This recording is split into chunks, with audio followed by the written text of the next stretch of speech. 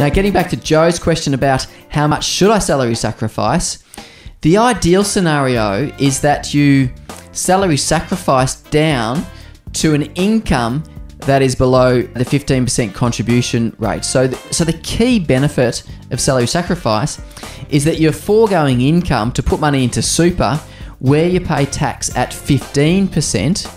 You pay contributions tax of 15% when you salary sacrifice money to your super fund versus your marginal tax rate.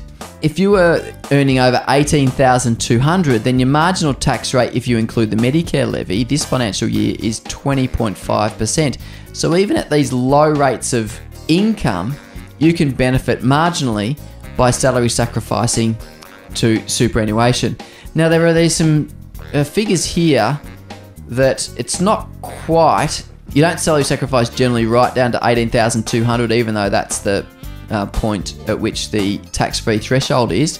This actually works for this financial year as well, so the 13-14 financial year as well. Because of the low income tax offset, you can actually earn up to $20,500 without paying any tax. This financial year, you can, if you're over 55 years of age, you can earn about $23,000 without paying any tax.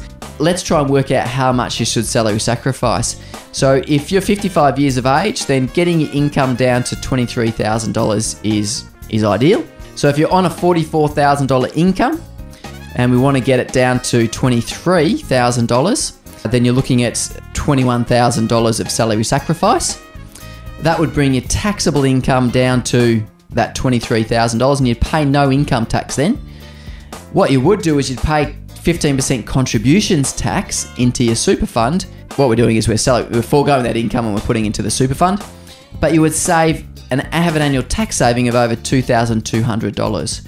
So when, Joe, you're trying to work out how much to salary sacrifice to your super fund, the ideal is that you get it right down to the $20,000 or $22,000 if you're over 55, that sort of mark. But you also need to make sure that you don't exceed your contribution limits.